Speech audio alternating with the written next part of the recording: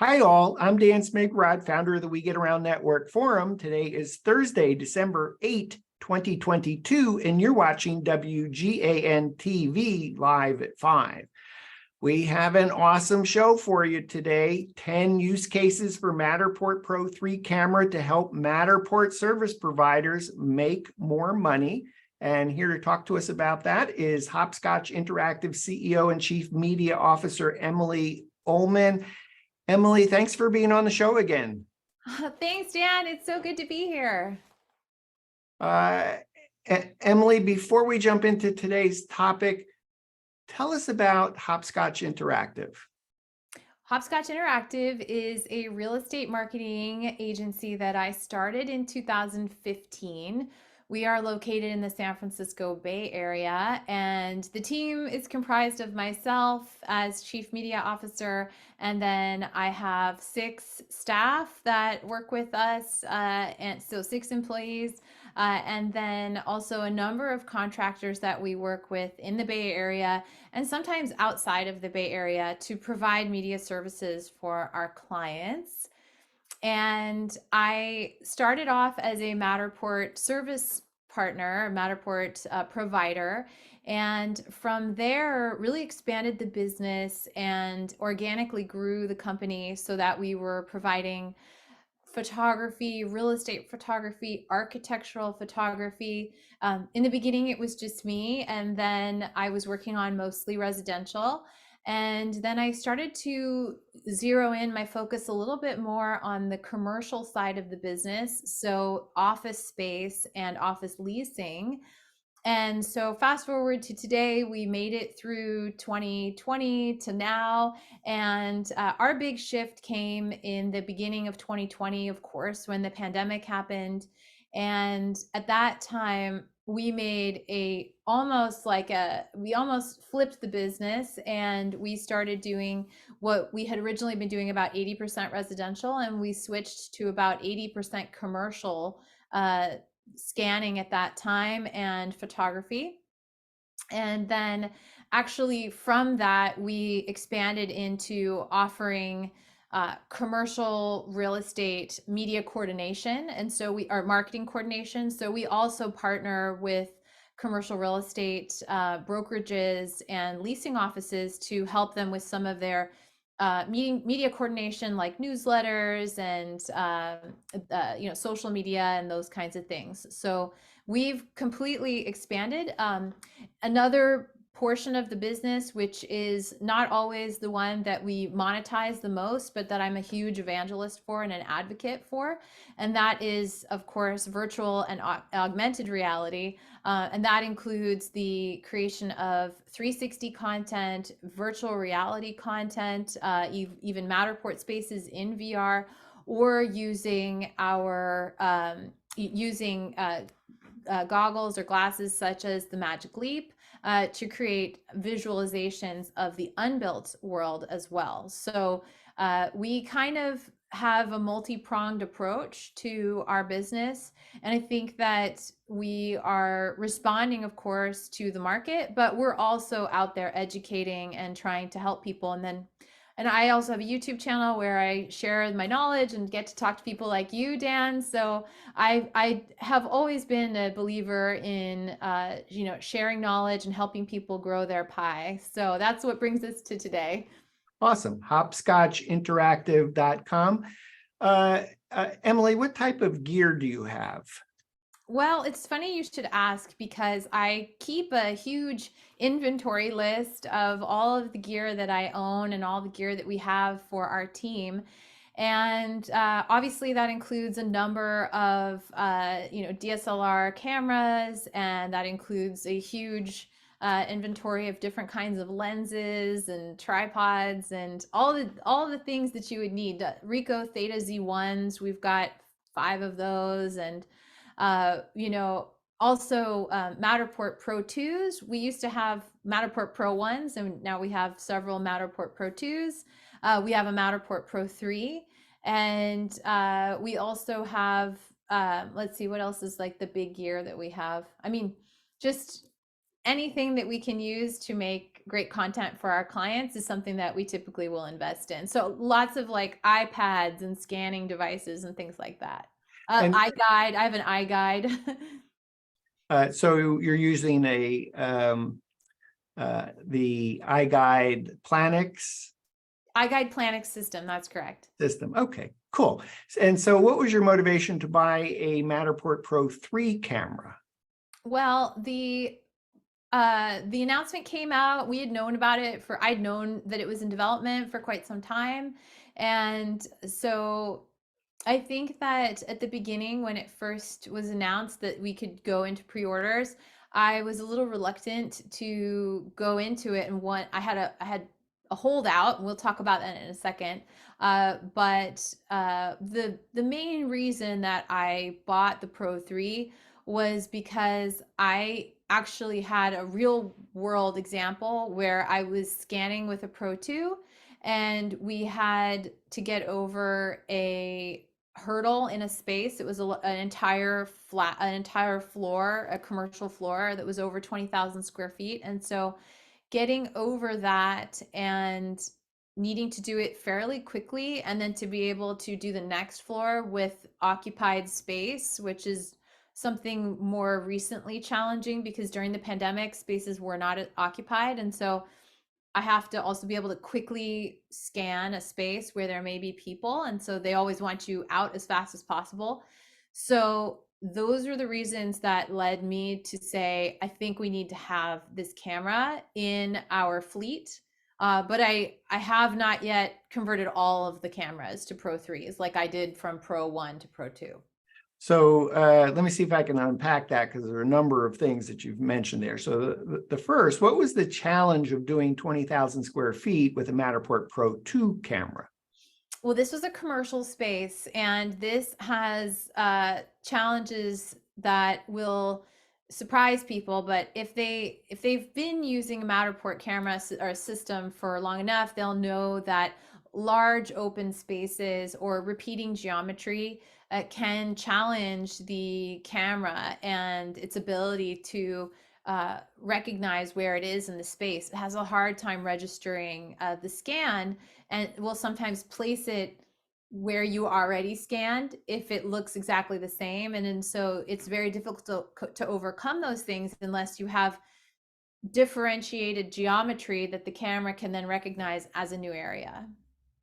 So, first problem related to the commercial space was the camera, the Matterport Pro 2 camera or the Matterport Cloud, being confused about how to actually build the spatial data because of the repetitive space. Yes, that's correct. And it was open, and therefore we only had two planes of information. You have the floor, which is one plane, and then you have the ceiling, which is another plane. And I had hoped with the open and exposed ceiling in the shell conditioned space that we would have been able to have overcome it. And that was my hope. Overcome it with the Pro 2. Overcome it with the Pro 2, which in pretty much 95% of cases in the past we had been able to do, but this space just wanted to be stubborn and difficult. And so you know, the tech, the photographer that was out in space, you know, just had expressed some frustration around it. And I said that, well, I know that we have access to a Pro 3 if we make a call, so let's see if we can get a Pro 3 here, and to see Meaning to borrow a Matterport Pro 3. To hire, yes, to hire another one of our contractors who had a Pro 3, and to see if that would sort of solve the problem, which I was fairly certain that it would solve the problem because I knew the range would be much better, and therefore the reading from the core of the building to this and the ceiling to the window line would give us that enough data that we would be able to, you know, even if they were minor differences, it would be enough for the camera to register the scan. And were you successful using the Matterport Pro 3 camera? Yes, absolutely. And not only that, but that space was finished in, I believe, an hour and a half after we started. So we have half a scan, and I did a video on this, but we have a half a scan that was shot with, you know, this incredible density around the core of the building, with scans placed just a few feet apart from each other. And so you have this massive density, and then we were then introducing into a halfway finished space, maybe we'd done about 10,000 square feet or something.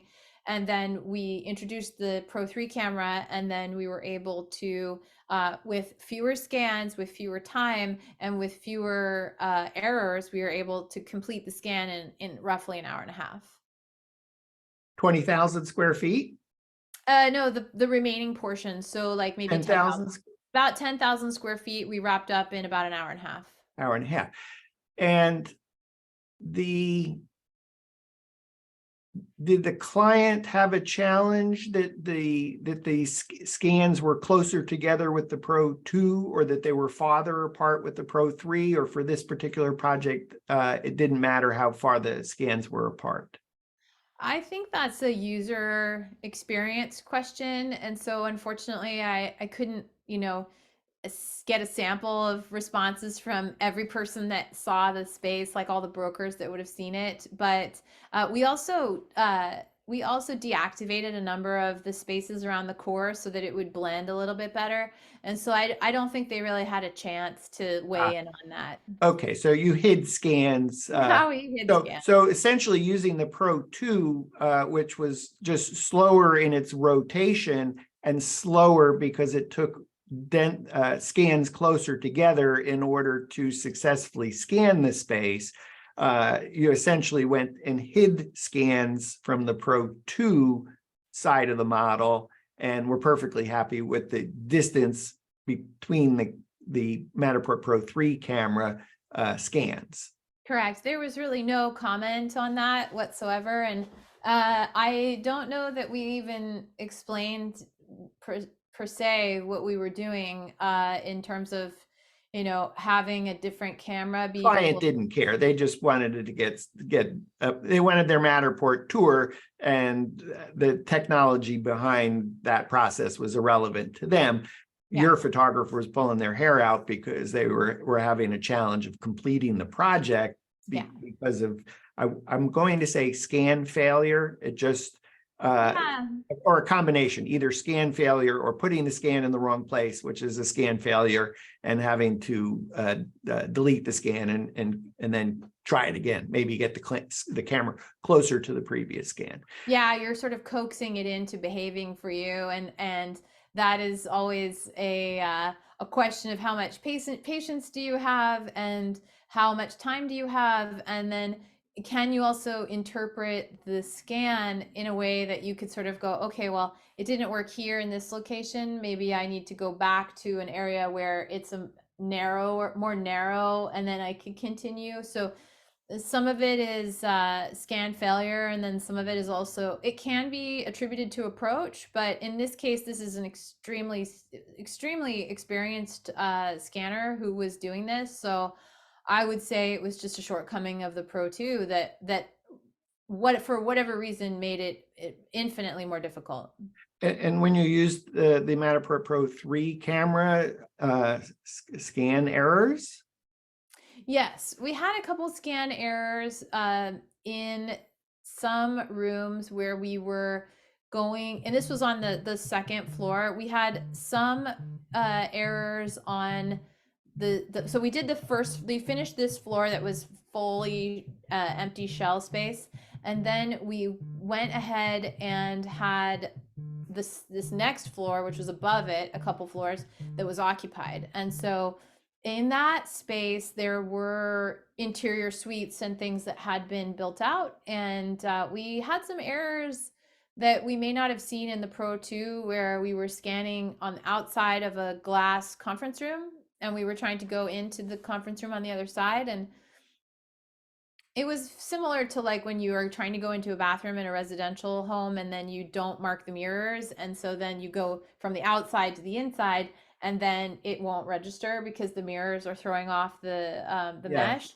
But in this case, the error was happening on the outside of the room, and so that was weird. We were trying, and sometimes so you just have to like rescan that area. So we kind of did both. We rescanned the area, and we put tons of markings, our window markings everywhere and on the TV, and that overcame it. But it was a surprise. I was like, wait a second, this shouldn't be happening. But just as a side note, did you try marking the windows as mirrors? We didn't do windows as mirrors. Is that a preference that people have noted? I don't know. I just thought that might be a way to, if your windows were acting as mirrors and reflecting back, perhaps that might have been a solution. That might have been a But solution. that may Yeah. be a topic for a different day. It Well, would.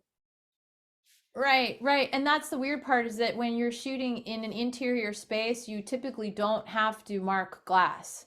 And glass is, since the infrared on the Pro 2 would pass through the glass, that has, I would say it's a very small chance that that's causing a mirror error, Mhm. because the infrared passes through it, whereas on a mirror it literally shows, yeah, it's showing that as if there were a repeat of that other data. So I think it's a really good question, but it was a mystery. It was a mystery. Some Let's people save the weighed in, mystery for but another day, because we got bigger things to talk about on yeah, I this don't Matterport know. Pro 3. When you introduced the topic about why that you were buying the Matterport Pro 3 camera, you also mentioned that you were thinking about replacing all your Matterport Pro 2 cameras. Yes, and I think that Why is that? what's that? Why is that? Well, number one is speed. Number two is speed. The speed is really notably different, and I think And that why is that speed important? the speed is important because it just, for example, like in commercial spaces, which we do a lot of, the now that there has been a return to office, we sometimes will only get access to a specific location on a Saturday. And so Saturday and weekend shoots are starting to be requested more often. And there's only so many Saturdays, and there's only so many of our photographers that are available on those Saturdays. So if I could send somebody out and they can only shoot one floor, or they could shoot two full floors in the same amount of time, obviously it's going to be much better for us as a business to be able to, to schedule with greater ease on a weekend, or any property for that matter. Yeah. You mentioned two floors instead of one. Is it literally twice as fast as a Pro 2? I think it's about twice as fast. Yeah. And on a commercial space, and it's not necessarily because of, or I'll ask it's faster because. It's faster because the rotation of the device is cut down by a significant amount of time. So if, say, that was originally like, maybe, I don't know, they said it's like 30 seconds or something, but I think it's more like 40 some seconds, and now it's spinning around in maybe 20 seconds. So it's half the rotation size, and the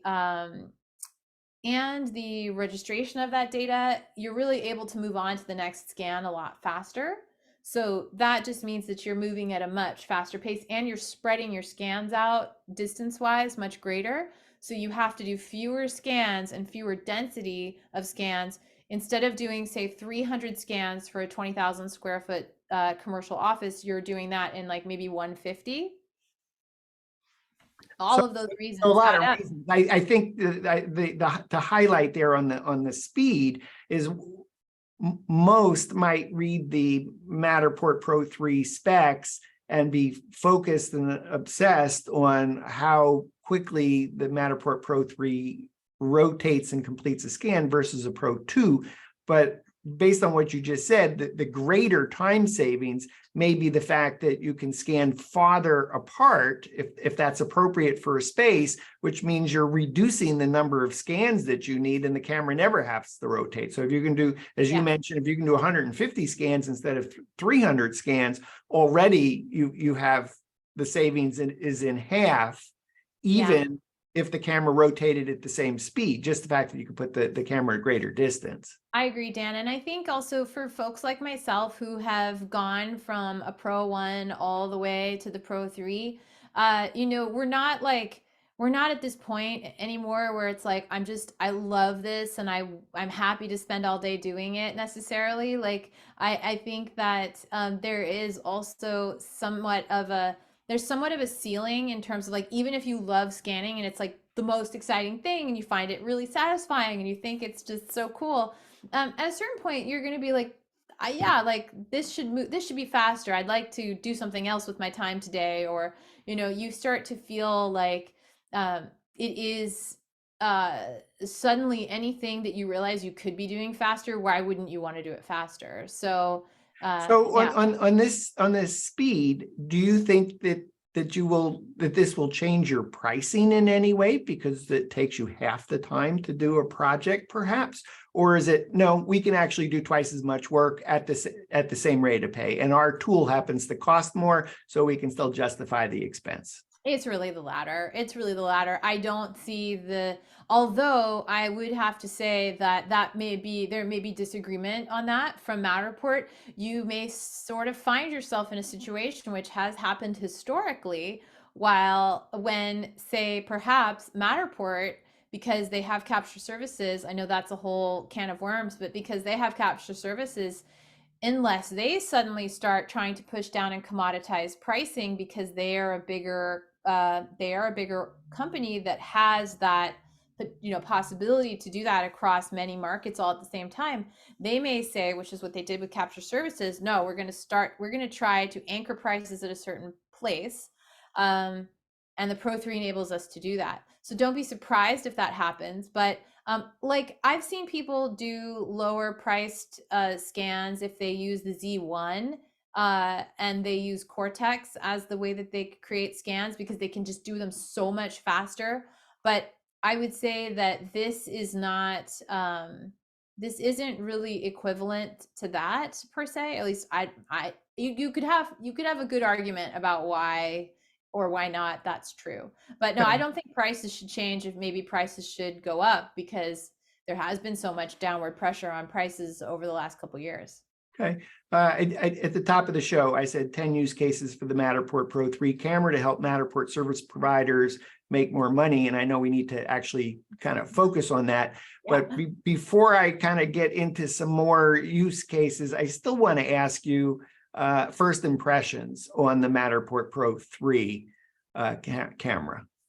First impressions are, a lot of it was around the design decisions that they made.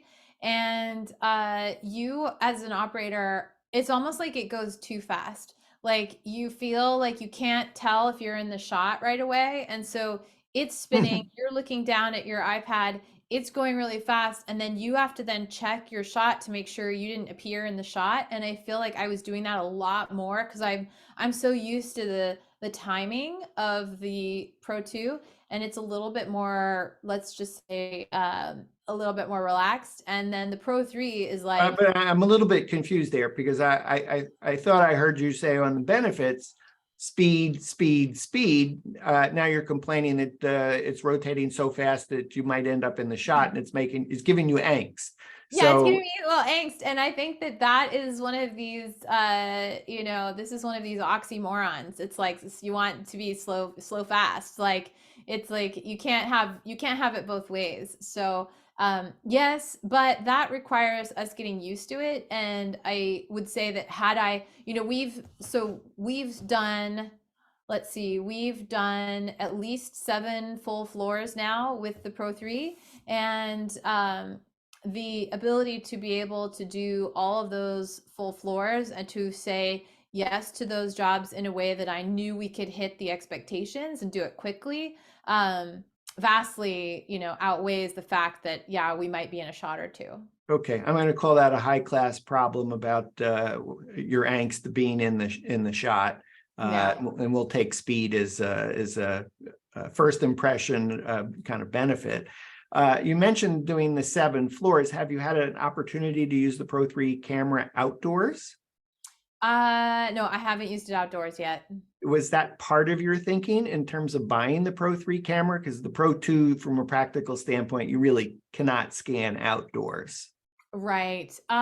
We can scan outdoors if we do it at certain times of the day. Or you and I were going to say, yeah, there's a way to do it, but from a practical business standpoint, it's really just not using the Pro 2. So yeah, Exactly. it's This is really, doable, but now the Pro 3, you don't have to think about it. So was that part of your thinking at all that,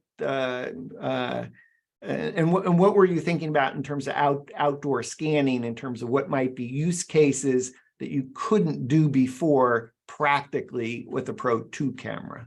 well, it's a little bit hard because of the timing of the year right now. They introduced the camera in the fall, but what I think you're going to see in terms of trends are that in the spring, certainly the ability to scan outdoors was part of my consideration.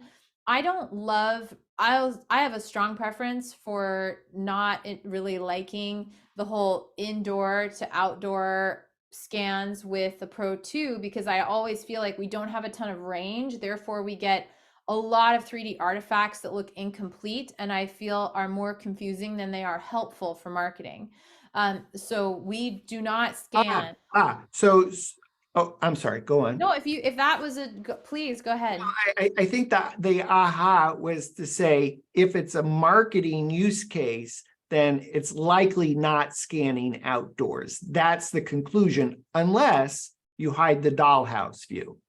Unless you have, well, oh no, unless now we can trim. So we can trim and we can make it look clean, but it otherwise is, it's, yeah, it's not great. It's It's just not great. honestly, it's not great. It's not great. Okay.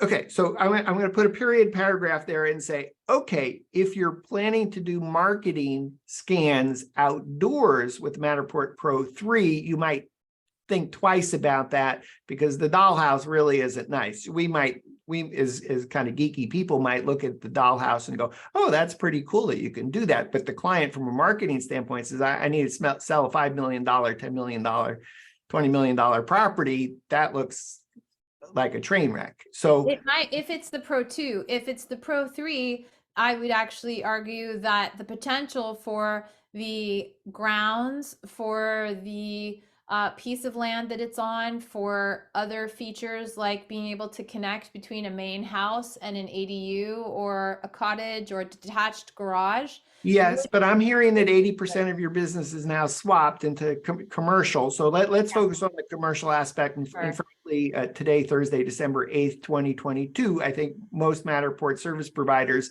that have built their business related to residential real estate are actually thinking, oh gosh, I really need to make the leap into other verticals.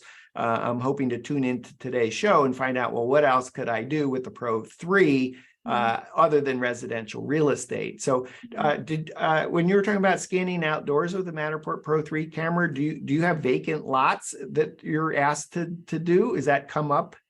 We get a lot of requests to do drone shots of vacant lots, and I think that that's very interesting. I think also in the pre-renovation phase, other properties, we may be able to use the Pro 3 for elevation and for helping us do, and I have to test this, and I don't know if anybody has done this test yet, but I want to know if the Matterport Pro 3 is comparable to a site survey done by a surveyor that would be going to a residential property to do that kind of, site survey, whatever you call it, and also sort of is there a cost analysis that can be done as well?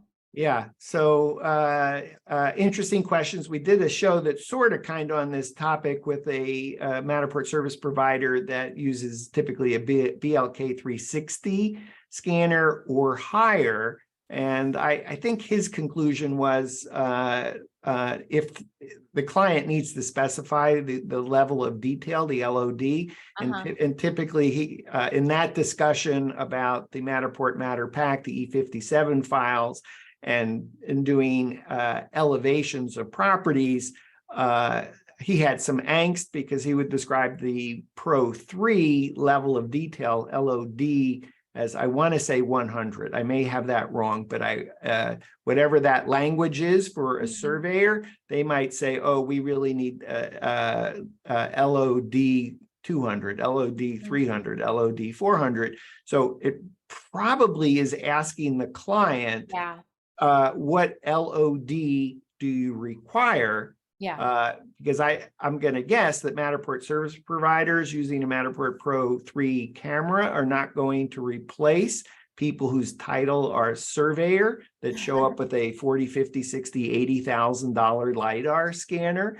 You'd be So surprised though, because you don't know. I mean, for some people, the lower LOD is enough to do the sketches, but yeah, I mean, I wonder. point taken. So if you can bring out a laser measure with you and take some points from A to B and be able to I don't know what the term would be,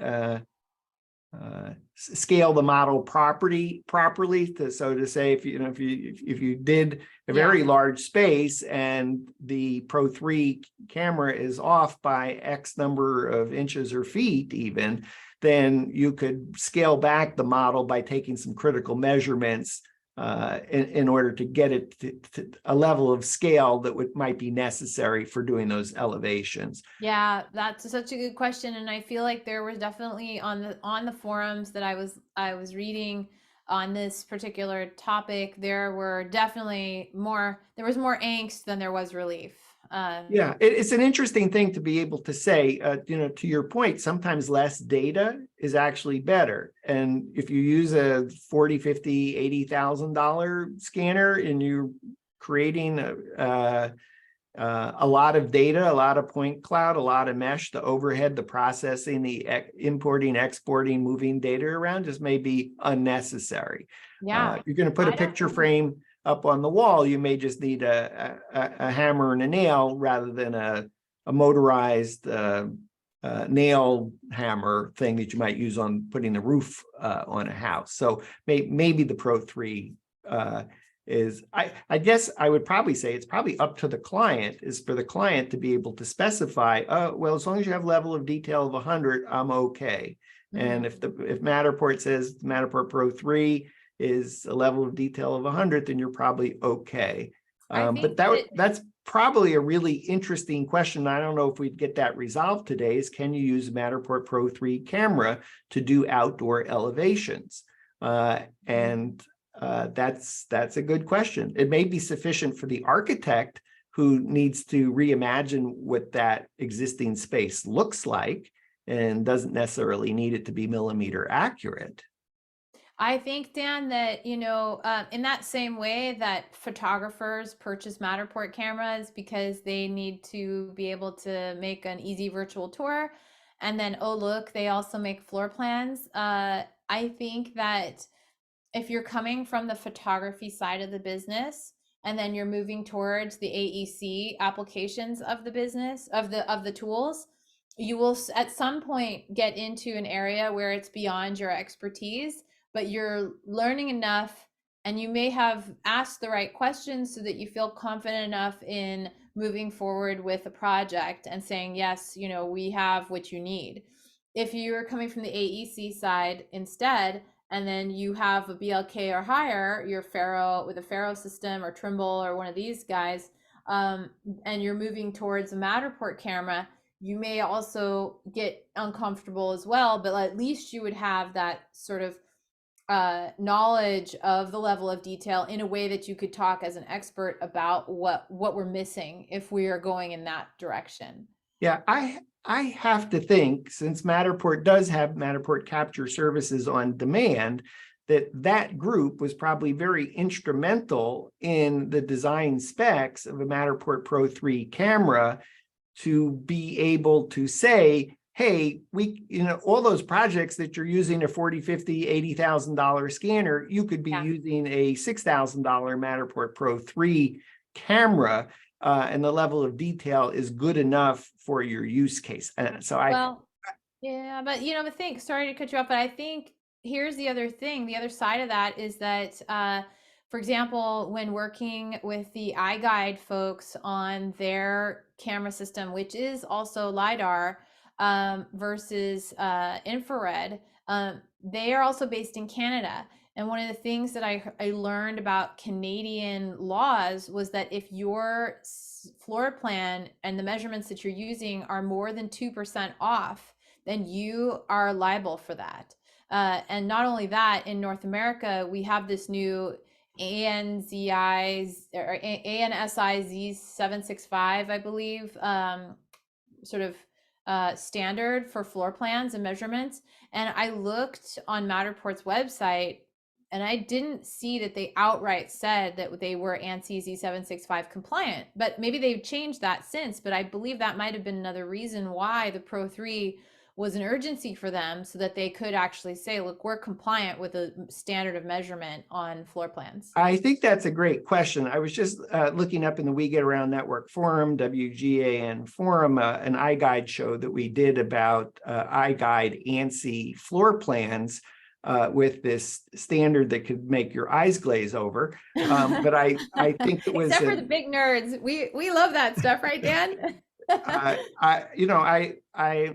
thankful that Planetar iGuide marketing manager Chris White took the time to help us understand this ANSI compliant 2D floor plans. And I've never heard Matterport. I don't believe I've read anything anywhere on a Matterport website that's addressed ANSI standards. So I Googled it, I searched their website for it some time ago, and I didn't see it. And this was around the time where the standard was rolled out, and or where it was a thing that I was thinking about often, especially because we started doing a lot of Kubicasa floor plans, and theirs are compliant. And so that was one of the reasons why I sort of started favoring the Kubicasa floor plans, especially because of that. So this is an interesting question, because I think to really kind of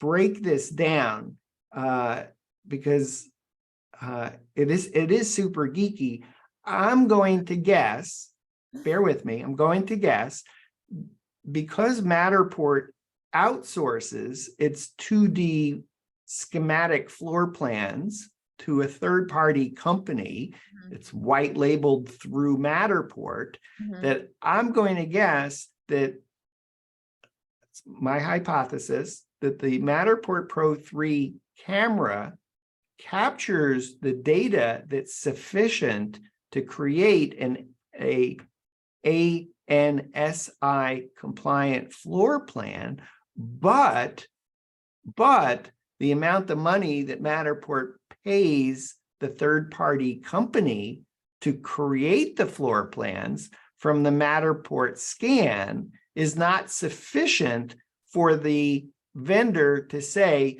we will take the time to create ANSI compliant floor plans. I think that's an interesting hypothesis. As my hypothesis, in part because, again, super geeky, but I had a GIS manager reach out to me, whatever that is, and their problem was they were using Matterport to do a park system, and then they were having the Matterport floor plans created, and then they were trying to lay the floor plans over their existing floor plans, and what they were finding, there was this disconnect.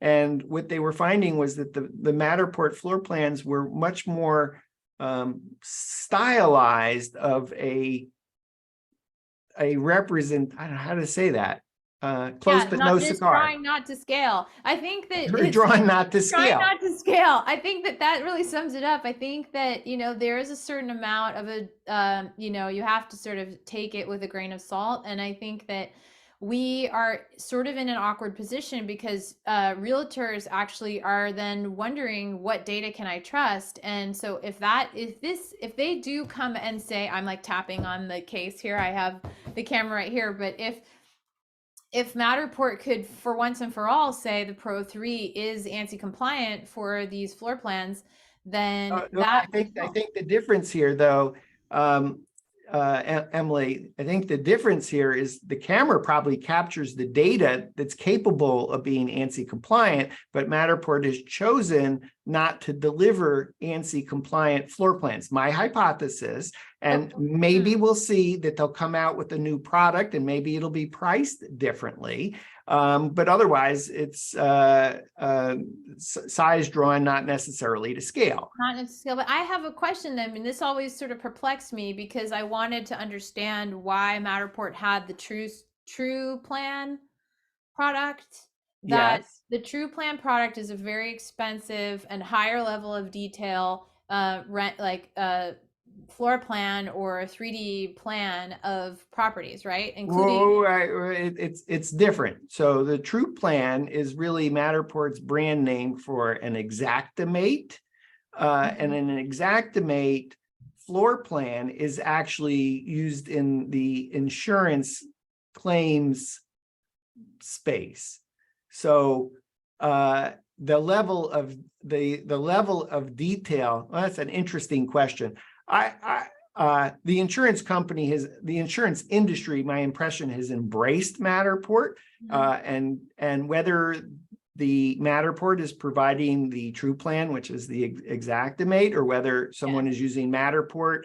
There's plenty of people in the insurance space that take the Matterport floor plan view, not the Matterport floor plan, but the Matterport floor plan view, and trace over it to go create their Exactimate. And I'm not sure that we could equate Matterport True Plan, these Exactimates, with the floor plan product, because they're used for different industries. But I'm so sorry, I've taken us down a rabbit hole. No, I think it's an important rabbit hole though, because if the Pro 3, one of the selling points, and people are buying it because it has LiDAR, and they want to know that this is going to be a scan or a mapping of a space where the errors and the amount of tolerance of discrepancy and the size, in the measurements of the space are going to be more, it will be a more accurate scan, and also that those sort of errors won't be then spreading throughout the model, then from what I understand, the LiDAR will assist with that, because it is not going to be creating these same errors that infrared would create, and therefore sort of expand throughout the model and giving you something like 6 inches of being off by 6 to 8 inches. And so that matters when you're cutting wood. But if it is off, you could adjust for that in the drawings by taking some laser measurements with a laser measurer, and say, okay, we need to true up this model as we draw, so that it truly is at scale. I think we probably lost half our audience on that. Sorry, but guys. I would say that the Matterport Pro 3 camera is going to be, more accurate than the Matterport Pro 2 camera, including outdoors. But as a service provider, a Matterport service provider, careful what you promise a client. And I think you'd be way better off saying, what level of detail do you need? That would typically be an architect might ask that question. And for that matter, if you're working with an architect, you might say, hey, I'm happy to scan your office, provide you with the data, and you tell me if this example is sufficient for your needs. And that might open up a lot of business for outdoor elevations. It might open up other use cases, as built, all kinds of things. I'd like to see it go there, and I'd like to see Matterport's sort of value proposition to people who have invested in the systems be one that they are we've invested in the systems.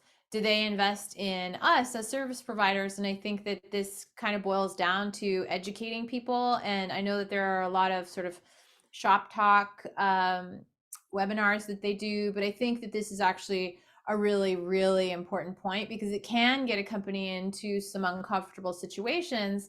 And also you want to be able to express to a client what you can and what you can't do, and set those expectations. And that also reflects all the way down to the bottom line of how much you're going to be able to charge a client, because then they will feel that level of confidence in what you're doing. Okay. So let's put the accuracy aside for the moment. Sure. I'll keep an eye out for whether Matterport says anything official on ANSI standards. iGuide is all over it. They're all over it, man. They're all over it. And using it as a differentiator, particularly in Canada, But probably in the United States over the next X number of years, as that standard gets adopted and the level of detail, the accuracy of floor plans becomes that much more important. We were talking about the distance of how far the camera can see. That probably translates into being able to do atriums within commercial office spaces. Have you stumbled into having clients that have these ginormous ceiling heights in the lobby, and all of a sudden the Pro 2 just can't see the ceiling, and now this is an opportunity for you to say, oh, we can now create a beautiful dollhouse that actually captures the scan data, and if you need the measurements, we have that for you as well.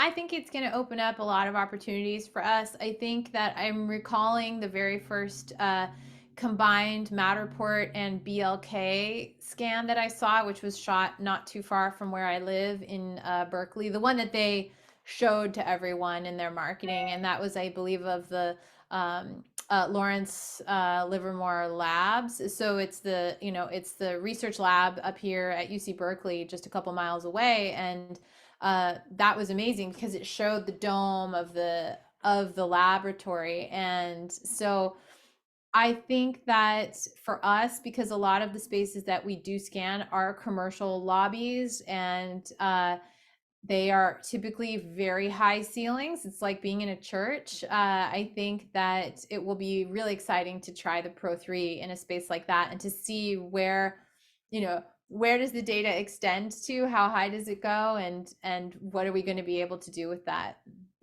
You just going back outdoors for a moment, you mentioned you get drone business for doing vacant lots. Do you think you might be going back to those same clients and say, hey, oh, by the way, we can do a walk around experience of your outdoor lot? 100%. And I think and this is what I was trying to allude to in the sort of the seasonal business, is that right now in many parts of America and around the Northern Hemisphere, it's cold. It's not very beautiful outside, but I think we're going to see an explosion of properties that are going to be scanned. Maybe they were already scanned indoors with the Pro 2. Now you can go back to that scan, which also I love. I wish you've probably already done a topic of this, but the cloud, where you can re-import a scan from the cloud if you uploaded it to your system. So that means I could just bring down any scan from the past and start adding to it again, theoretically, and just keep going with that scan and add the exterior data and see what happens. So I'm looking forward to doing that with a lot of the venues or outdoor locations. I think we're going to see things like the Shoreline Amphitheater, and we're going to see the Greek Theater, and we're going to see a lot of iconic outdoor spaces will be scanned in 3D. And unless you had an expensive scanner, right now you can't easily use like an iPad or some other handheld scanning device to scan large spaces like that. So I think the Pro 3 will mean just keep an eye out for what's coming once the weather shifts, and in the next few months. Staying on that topic of large spaces, other large commercials, does this open up opportunities? We began the show with where you were talking about you're doing the 20,000 square feet, which is an empty space, and all you have for the camera to hook on is the ceiling and the floor, and the Pro 2 just makes you cry trying to do that space.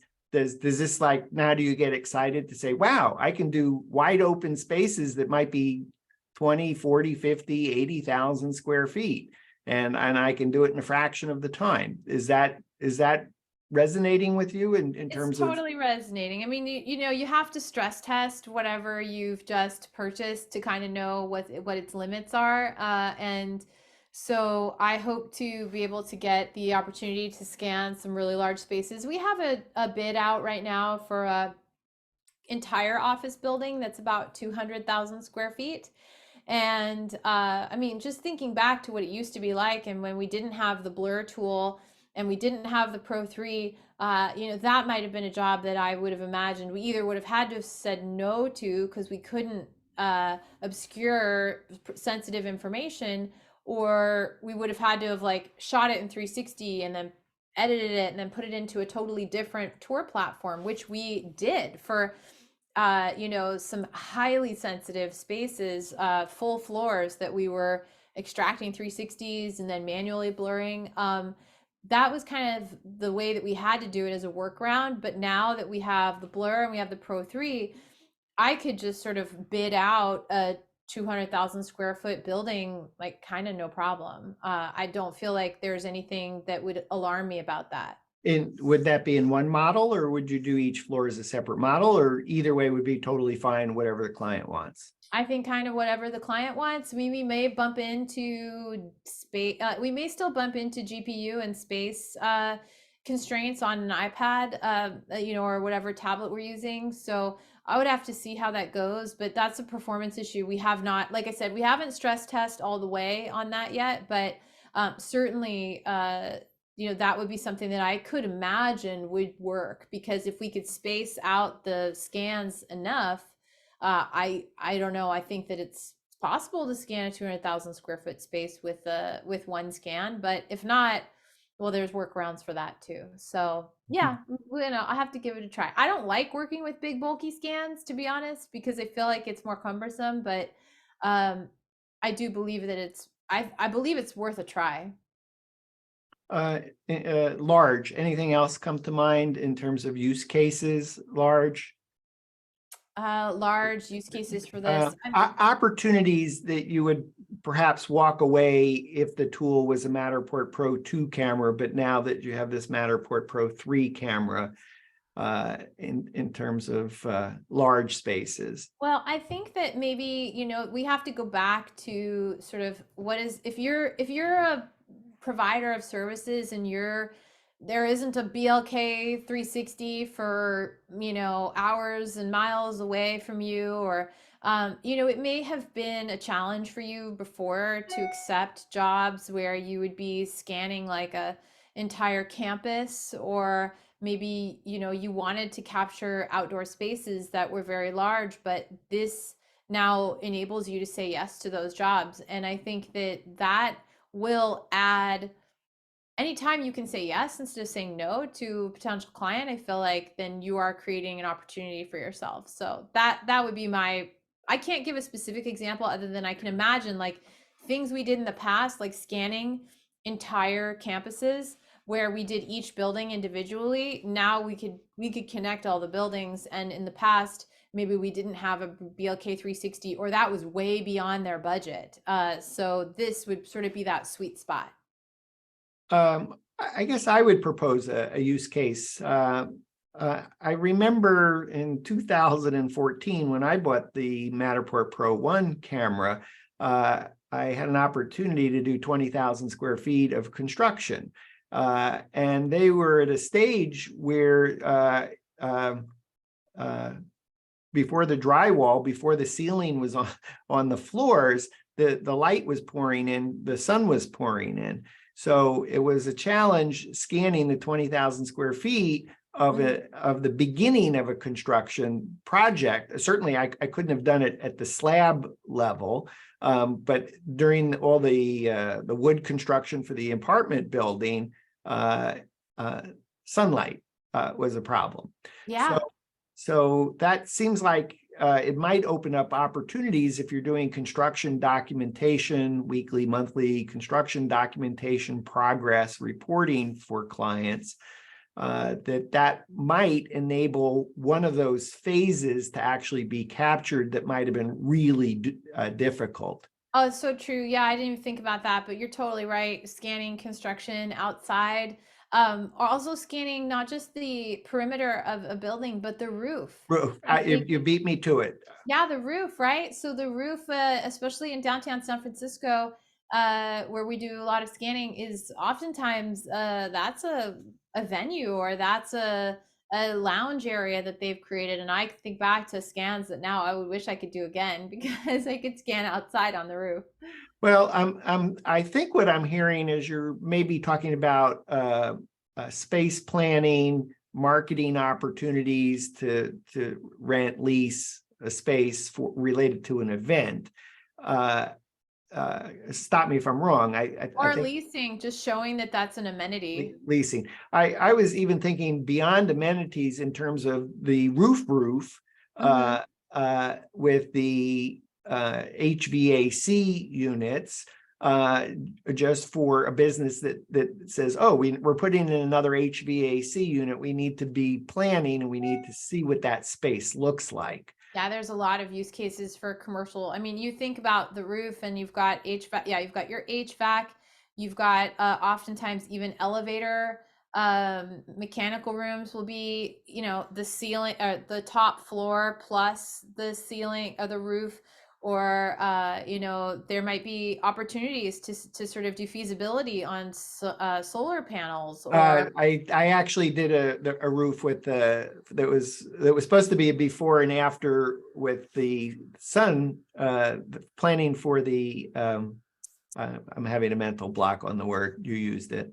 Oh, the solar panels, like Solar panels, thank you. On the solar panels, and they just wanted to know what it would look like. And so I just used the 360 camera up on the roof, and then the client moved on to a new job. So we never actually did the after solar panels installed. But that wasn't even taking for use for measurements. So now you really could use a Matterport, in my opinion, you could use a Matterport Pro3 camera to have measurements that are probably good enough in terms of planning for where are the array of solar panels going to be. Somebody's up on top of that roof doing measurements in order to figure that out. Why shouldn't that be a Matterport service provider doing that? Yeah, and I think again, in terms of the documentation of your building for insurance purposes, that's a big one. And it's solar panels, or it's cell towers, or it's potential revenue reducing or revenue increasing opportunities for building owners. I think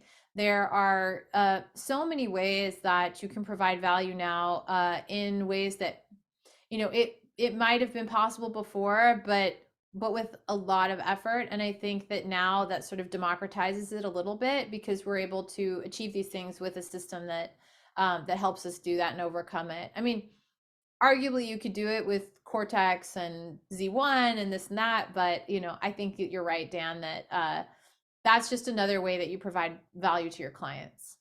Has Hopscotch Interactive done anything with insurance claim? Can you speak to that and maybe relate how you did it and then how it might be done with Pro3? Yeah, we did a number of scans. It's been a while since we've done them, but we've done a lot of scans for foundations.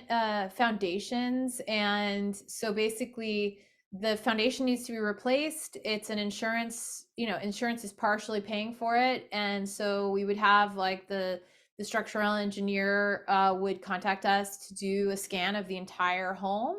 And so that was more from a planning perspective, but also to sort of show what had been damaged. But we haven't been one of those like boots on the ground teams like after a hurricane, which I imagine there's a lot of people doing that, but we're not doing that here.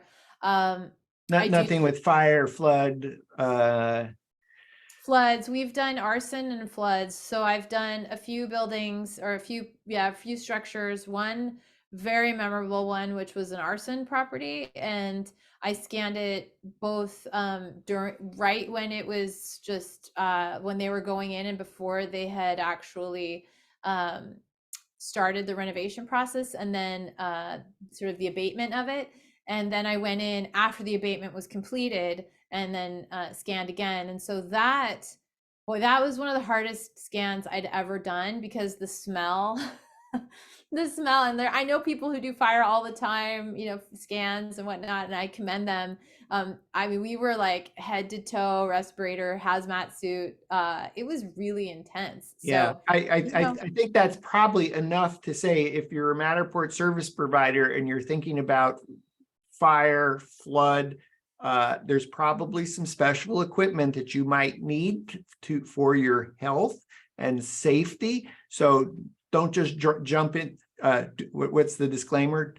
Don't try this at home. Don't try So this at home. No, don't try this at home. In fact, the folks that, again, in that way that I say you're a photographer and then you're like an AEC specialist, you could be like a fire specialist and you're a photographer. And with help and guidance, you can get there. But I think that there's a huge advantage to somebody who's already a fire inspector who's adding Matterport as like a high-end service rather than a photographer being like, oh, we're going to suddenly start serving the, you know, the fire and remediation businesses. Those yeah, are I think the harder. way I would describe this is, well, first I would say absolutely right. Is it way easier for the professional who's doing fire damage assessment documentation to add Matterport than it is a photographer to add the skill set required and the understanding of the safety and the precautions and the Absolutely. But the one thing that keeps playing in the back of my mind is, while the bread and butter of insurance claims is typically fire and flood, and yes, wind, hurricane, water damage from major events that take place. When a major event such as a hurricane, or in California fires, what happens is the whole space of the people who document homes for insurance claim documentation get overwhelmed. Yeah. And I'm thinking, you might be able to go to your local some of the insurance claims people and say, hey, I just want to raise my hand, let you know that I can, scan. You'll have all your measurements. You'll know what everything is. Yeah. I'm not sure that fire is the right thing for me, but maybe if you have, you're part of the country where it's flood, and you can get in there quickly, you might be able to pick up a lot of business. I don't mean to be opportunistic. I think that's super helpful for the homeowner, that they could actually get their insurance claim settled faster by having it documented with a Matterport model that gets converted to either the Matterport True Plan or to the essentially the Xactimate. So there's just lots of opportunities with the Matterport Pro3 camera that's probably not possible with the Matterport Pro2 camera. And I'm just guessing on your, correct me if I'm wrong, but on your arson piece, you probably would have felt better with the Pro3, where you could have gotten in and out of that space in half the time, not be concerned about whether you were going to have alignment errors on site. Oh yeah. And also, I don't know about working in, we talked about working in sunlight, but we didn't talk about working in low light, but that would be one of the thoughts. There's not really a space on the camera to place a light very easily. Yes. And I think that might be also a reason, like, where even if I had the opportunity to use my Pro 3, I mean, who knows? Maybe I would say my Pro 2 is still better. Plus, I've got an aging fleet of Pro 2s. Why don't I just use those for these insurance claims? And Yes. maybe that's actually a better solution in the short term. I don't know, but I know that like companies that I've shown what we can do, they've gone and bought their own cameras too. So there's definitely a bit of like, like, yeah, here's this awesome thing, we can do it. And then, it's easy for them to acquire a camera. Yeah. So, but that probably kind of teases out two things. One is someplace in the We Get Around Network forum, I know that we've had 93,000 posts, 16,000 topics, and some of them have been lights that hang within the tripod itself. Yeah. As a possibility. But frankly, if you're doing other than marketing videos, I mean, if you're doing a marketing video, it's likely that you're going to have a pristine space and the lighting's fine. When are you not going to have great lighting? The building just burned down and you need to document it. So who cares if you go out to the Home Depot and you buy floodlights or whatever it is that you need to light up your space, because the people who are consuming the content could care less that you have Home Depot lights set up in the four corners of a space and they're in your imagery. Yeah, we did that. We had lights set up on stands in order to overcome some of the areas that we couldn't just put it. Although I had added lights to the top of the camera for those scans, especially in some of the engineering, structural engineering places that we had to scan. We had to add lights to the camera, and I have a whole Velcro system for putting them on top. But you're right, Dana. What do you think? Do you think that AEC and insurance are the growing segments? Do you feel like those are the biggest segments that you see growing right now? Well, the topic of the show is to help Matterport service providers make more money, and I would rule out fire, flood damage. It's just beyond the expertise of a real estate photographer to try and acquire all those skills for something where you need to be ready to respond 24/7. Much better that the company that's doing the remediation, getting rid of the moisture in a space, goes and buys a Matterport. But I think there's still an opportunity to pick up some business there. I would say my impression within let's see if I could rattle off what I think are probably I want to know the use cases. First and foremost would be large spaces. And have the or I should say large open spaces. We're not talking about going into a furniture store that's fully furnished and it's super easy to scan with a Pro2 camera. We're talking about large empty spaces that are for sale or for lease. And like empty supermarket. Empty supermarket, full supermarket, large spaces. With a Matterport Pro3 camera, you could have the confidence of actually being able to quote on the, as you said, quote on the project and be able to deliver it and not have the angst that, oh gosh, my Matterport Pro2 camera is going to have so many scanning errors and I have to scan so close together to accomplish it. So large spaces in a fraction of the time, let's call it half the time. Large spaces, being able to do large atriums in commercial spaces. So now you can, whether it's a gymnasium or the atrium or anything with a high ceiling to capture that space, high ceilings. Outdoors, I would say there's this, even though we spend a lot of time debating these elevations, I think there is an opportunity to do outdoor elevations with a Matterport Pro3 camera. There's an opportunity certainly to do as-builts that are necessary to begin projects. Right. And those as-builts include the outdoors.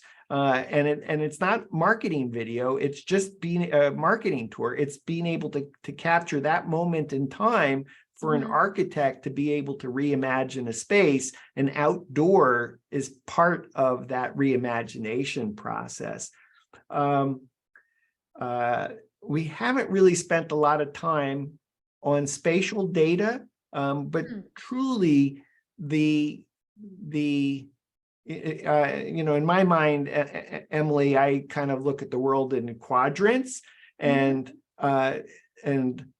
I think about Matterport being in this quadrant of spatial data. Capturing of spatial data is really important because a Matterport service provider will be able to make more money when spatial and data is involved in the capture process. So in that opposite quadrant, however we do that, I would say, making a virtual tour of residential real estate, spatial data, not so important. Can't get as much money. They don't care. Yeah, they don't need it.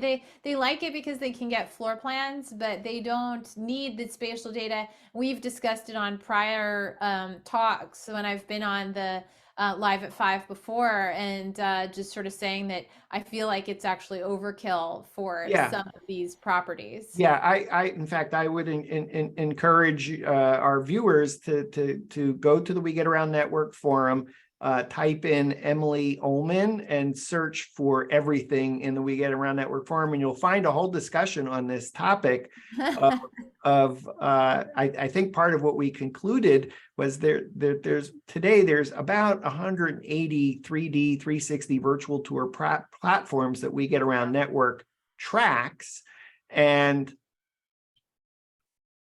within 10 years those solutions, in my mind, will beat out Matterport in residential real estate, because when spatial data doesn't matter, you can capture those spaces way faster with other tools and still get floor plans. Oh, And so sure. Matterport Yeah. has to focus on what don't those other 180 platforms do well, and spatial data is where it has the most value when it's done at scale for enterprise, meaning a company, Every single subway in the country, or whatever it is, a Subway restaurant. So you know, when a client says, here we're going to go do refreshes on every one of these Subway restaurants in America, and every one of those restaurants looks different. They're different spaces, they're different configurations, they're different shapes. So when Subway can say, we need the spatial data of 4,000 restaurants across America, and typically what happens is that they typically do a third every year, because they're doing a refresh every 3 years. So if they have 6,000 stores, they're going to do 2,000 stores. And when they need 2,000 stores done, they need companies that can do that at scale. And that means a lot of business for Matterport service providers that have a Matterport Pro3 camera. So I would say anyone who's probably on the edge of their seat, probably thinking, do I do this? Do I don't do this? Do I do this? Do I don't do this? Unfortunately, if you don't do it, you're likely to miss out on some of the early adopter enterprise clients that are seeking Matterport service providers that own a Matterport Pro3 camera. And We Get Around Network curates a list of Matterport service providers that have either one or more Matterport Pro3 cameras or one or more Leica BLK 360 scanners. And those companies those Matterport service providers that have a Pro3 earlier on are going to end up getting business from clients, building a deep and long-term relationship with those clients for their ongoing needs. And the people who buy Pro3 cameras a year out or 2 years out are waiting, are going to miss out on those early adopter relationships that get formed early on. It's like that door doesn't open, it didn't even know there was a door there. Yeah, I think that you're right about that. I think that there's two things. One is that yes, many companies are going to need the spatial data, and the spatial data is more future proof than not having spatial data. So for so many different reasons, but I mean, that's a whole other topic. But yeah, the spatial data is extremely valuable. And I could just say that being able to have a camera that enables me as we move into the Internet of Things, or we move into smart homes or smart buildings, that spatial data is going to be one of the most valuable things. And so I do think that is certainly in the next few years, and there's already people who are building third-party solutions off of Matterport's data that utilize those that utilize the data. So check out some of those vendors. Yeah, and forgive me, but let me point out, for those that don't know, We Get Around Network curates a list of Matterport partners that have publicly available solutions. And these lists, they're totally free. Go to the We Get Around Network forum, join, you get 50 plus free membership benefits, including access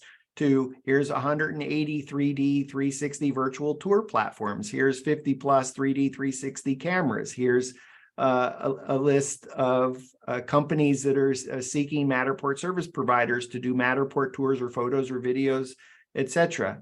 Now I've listed 3 or 4, but I forgot which list you were talking about. Yeah, exactly. And I signed up for the list. So just so people know, Dan, you sent it prior to this. And so I signed up Hopscotch in like 5 seconds, basically, to say like, yeah, we've got a Pro3. So I think that it's any kind of additional discoverability for you and your business is very helpful. Now, we had this when the Pro 2 first came out, and there people had a preference for the Pro 2. We'll have to see what happens in my market if many other folks are starting to offer Pro 3 and that becomes the standard. But we didn't touch upon the most important point, Dan, which is that the classic plan versus the new plan. And then maybe, I don't know if there's other questions, but I think that we really should talk about that before closing out. So. What would you like to say on that topic? So the topic, and this is one of the reasons I didn't get the camera in the beginning. So I should have mentioned this before, but one of the reasons I was not convinced was because I knew that the Pro 3 camera would not be something I could upload to my classic plan. Now, Hopscotch has both the classic plan, which, go ahead. Just parenthetically, Matterport actually has two sets of pricing. One is prior to 2019, which we typically refer to as Matterport Classic pricing. And then Matterport came out with what is its current pricing for Matterport Cloud. And the Matterport Pro 3 camera does not work with the Matterport Classic pricing of prior to 2019. Right. So you had to make a decision to say, oh, you've had a lot of Matterport, you have a number of employees, you got a number of Matterport Pro 2 cameras, you're in a Matterport Classic pricing. That meant you had to open up a new Matterport Cloud account specifically to use your Pro 3. How'd you feel about that? We already had it. We'd had it for a long time. So I've always had both, and or well, maybe not always, but shortly thereafter, the announcement, I did get both plans because there's advantages to and disadvantages to both. And so, and certainly the disadvantages continue to mount for the classic plans once they did something like this, which was they alienated a lot of their most loyal and oldest customers by saying you cannot transfer a Pro 3 created scan to a classic account. Now, I think that that is a really unfortunate situation because I feel like it does force people into purchasing a second account. But in our case, and maybe for others, fortunately, I had already encouraged clients of ours to get their own accounts.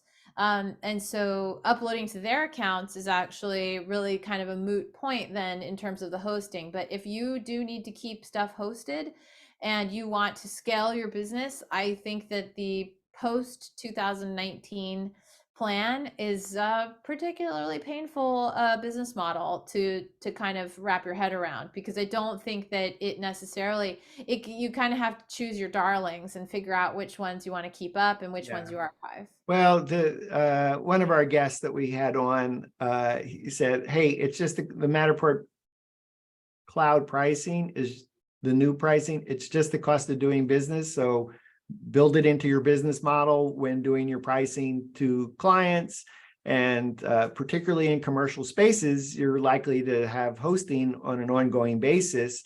So, figure out what you're going to charge for not only hosting, but I would call it hosting, support, and maintenance. I'd put those three terms into it and have a line item that's separate from your scanning for hosting, support, and maintenance. Yeah, I think that most people do that, Dan, but I think everyone still hates it. I think even the clients hate it because it's like, it's actually just a bookkeeping nightmare. So, there are solutions where I know, and they'll probably chime in on your forum on this and say, we take care of the hosting for you. And I'm like, great, like, that's awesome. But again, it's like everybody gets a cut. So I think,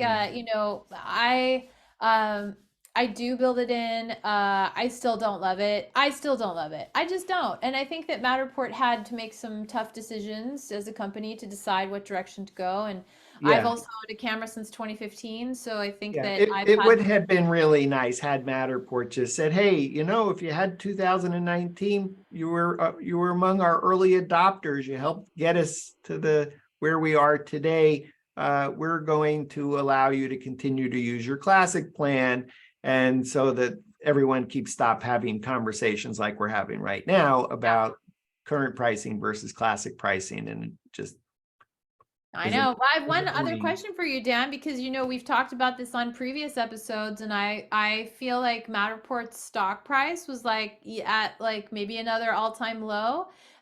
Do you have any thoughts on, I mean, for people who are going to be investing in this system, they have to be asking themselves, what is going on? What if this is sort of they've come out with this new camera? This seems like, I mean, all signs would indicate everything is looking awesome. Maybe Matterport isn't a metaverse company because metaverse is now we like favorite now most cringy word of, depending on who you talk to.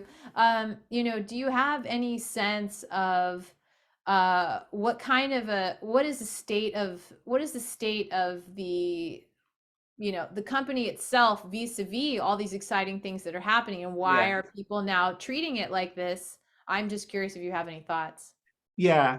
So today, Thursday, December 8th, 2022, Matterport stock is closed at $2.82. That's near its 52-week low of $2.62, versus a high of, let's see, 33 or something? I I'm trying to remember. I want don't to, know. yeah, it was way up there. It's It was showing a over 30. 52-week high of 27.28, but I want to say it was up to about 35 or something. I think I- in November 2021. Yeah, Yeah, something like that. I would say all this investment stuff is I would say if you're a Matterport service provider, don't be concerned about the price of the stock. Matterport's still sitting on $1 billion, $500,000. Let's see, I'll get the number right. About $500,000. No, I'll try it one more time. About $500 million in cash. Mm. So the balance sheet of Matterport is awesome, and it has no debt. And the every time I see the price of the stock go down, all I can think of is which company might acquire Matterport. Yeah. And if a company acquires Matterport, that is only going to be good news for Matterport service providers, because it means a much larger player comes in with much deeper pockets than Matterport and just blows up the space in a good way. So this is like so off topic, but I know you I and know, but I just you and had to ask. I would say like a company like Hexagon, which is humongous in terms of Matterport, and they focus on AEC. And Hexagon's the company that owns Leica BLK 360s, the Leica brand. They have, a whole separate department of a company that does construction documentation. They could look at Matterport and go, oh, okay, let's take a competitor off the table. Yes, we can use this camera here. Here's where it fits in our product line. We can use this for documentation. We can activate all the Matterport service providers to provide it. To me, it's only good news. The price of the stock, I would say, is irrelevant for a Matterport service provider. If you're an investor, that's a different conversation. But if you're a Yeah. service provider, it shouldn't give you any angst about whether to buy a Matterport Pro3 camera or the future of the company. They are rock solid, got $500 million in cash, and every innovation like the Matterport Pro3 camera is good. And all the things they're finally doing with the Matterport API SDK with the Matterport partners, think of it as an Apple iPhone app store. Now you have all these other companies building out very exciting solutions. So I wouldn't worry about that. I know we should wrap it up. I have one last observation, then I'll ask you. My observation for you, Emily, with Hopscotch Interactive in the greater San Francisco Bay Area, owning your first Matterport Pro3 camera, having other subcontractors available to you that have Matterport Pro3 cameras, the likelihood, I'm guessing, I'll ask that question, but the likelihood by the end of 2023 that you have multiple Matterport Pro3 cameras, given that you're in a large top 10 market, there will be many companies searching for Matterport service providers that use a Matterport Pro3 camera. And because you are among the first to have a Matterport Pro3 camera, you're going to get business as a result of that you wouldn't have gotten. You will now begin developing relationships with businesses early on who are early adopters using the spatial data of the Matterport Pro3 camera in the greater San Francisco Bay Area. And when other service providers finally get around to buying a Matterport Pro3 camera, they will have missed that first wave opportunity. And so is the question, do you think that that's how it's like, is the question, will that be the scenario by the end of 2023? Do you think you actually by the end of 2023 have either replaced your Pro 2s or bought 5 Matterport Pro3 cameras? It's possible. I think it's very possible. I think that we are in a special location where I feel like the likelihood of most of the people that I would think of as like, you know, local area providers, I think that they all already have them or are going to be purchasing them soon. We are so close to Matterport in Sunnyvale. You know, we're an hour's drive from Matterport. So this is sort of like Silicon Valley, San Francisco, Greater Bay Area. There will certainly be a trend that may start, like I said, in the spring market of these residential homes being exteriors that are scanned, or adding to our client base, which I would be, of course, delighted for people to be more interested in the spatial data and for us to get that business. So we will have to see, but I would absolutely say, I wouldn't necessarily say replace the Pro 2s, but I would probably say add Pro 3s. I would say chances are we won't buy more Pro 2s, but that we will buy any new camera we buy would probably be a Pro 3 at this point. Any closing thoughts? Well, just that, Dan, you always ask the best questions. So I just would say that, you know, this has been a delight. Thank you for having me on the show. And I will look forward to hearing from people who may be watching this and may be interested in, you know, some more of my the content that I do. I love being on your show, Dan. It's awesome. I have regular stuff that I regularly post to our YouTube channel. So the Hopscotch Interactive YouTube channel. So, you know, definitely if you have an idea for what Dan and I should talk about next time, let me know. There's probably a lot of topics that we could continue on, and I look forward to that in 2023 with you, Emily. And for those that are watching, want to get in touch with Emily, www.hopscotchinteractive.com, HOPSCOTCH Interactive, hopscotchinteractive.com. Emily, thanks so much for being on the show again. Thanks, Dan. For Emily Olman, CEO and Chief Media Officer of Hopscotch Interactive in the greater San Francisco Bay Area, I'm Dan Smigrod, founder of the We Get Around Network Forum in the greater Atlanta area, and you've been watching WGAN-TV live at 5.